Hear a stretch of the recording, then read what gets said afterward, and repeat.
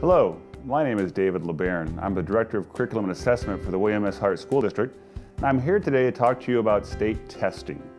This time of season, our testing scores from the tests we took last spring will be arriving in the newspapers. And very soon you'll see frontline stories about API scores and STAR test scores and Casey results. So I thought it'd be wise to take a few minutes of your time and kind of give you the basic understanding of what all that means. I'd like to start with really what is the purpose of testing in general. It's important that we understand that testing is truly a valuable tool used by instructors. It has one purpose. Its purpose is to be an academic checkup. It helps the instructor to really assess what students have learned from the information he's trying to instruct them. Testing is more for the teacher or the school system in this case, as far as our state tests, than it is for the student. I would like for us to use the word assessment, not the word testing. When we think of testing, we think of paper tests, and we sit down on the desks, our high school days or junior high days, and we spend hours taking tests with paper and books and pencils. But in reality, we're talking more about assessment as far as instructional purposes. Assessment has several formats. Assessment can be simply a teacher asking a general question to the class.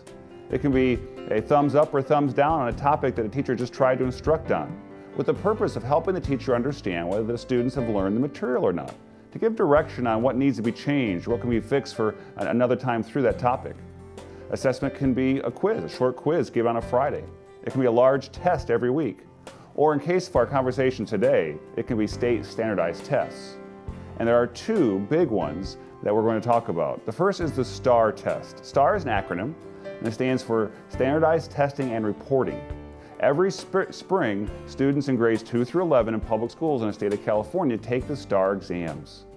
The STAR exams are written to grade level content standards, which means the state has established certain content standards at every grade level or every topic is to cover. And the STAR tests assess whether we have taught them and whether students have learned them or not. Another byproduct of the STAR exam is that it truly ensures academic equity across the state.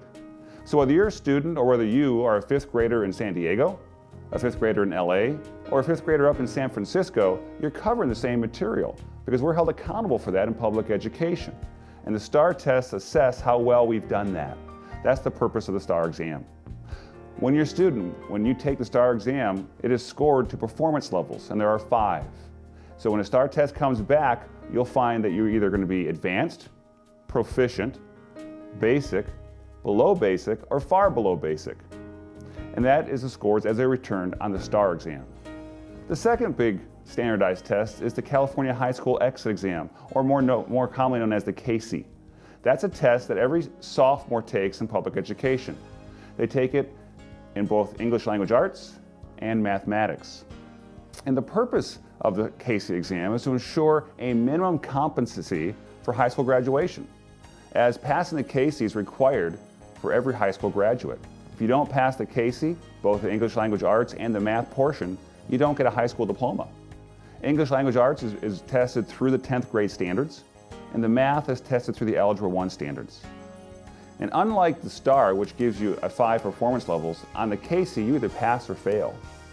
And again, as I mentioned earlier, you begin taking the Casey in 10th grade, and then you take it once or twice a year, up to 6 more times prior to your graduation time to get you to pass it. Now those two tests produce scores, and they produce what's called an API, or Academic Performance Index. And the state of California will release our API scores around the 1st of September. And the day after those scores are released, that will be the major story in our Signal, in our daily news, and probably even in the LA Times. It's how did schools and districts do in their API scores? The API is simply a weighted average of student test scores as performed on the Casey and STAR. It's really a report card, as it were, for schools and for districts. In elementary school or junior high schools, it's all about the STAR. So if your son or daughter is in an elementary or junior high school, their API is based only on the STAR test performances. In high school, the API is based on the STAR test and the Casey exams. So in high school, it's a little more involved in producing that API score. And again, you'll see very soon, within a few weeks, the API scores will be released and schools will be compared, districts will be compared to each other when their report card, the API score, is released. Well, I trust that's been helpful. And again, we'll talk more when our scores are released in the Hart District and that will be very soon. Thank you.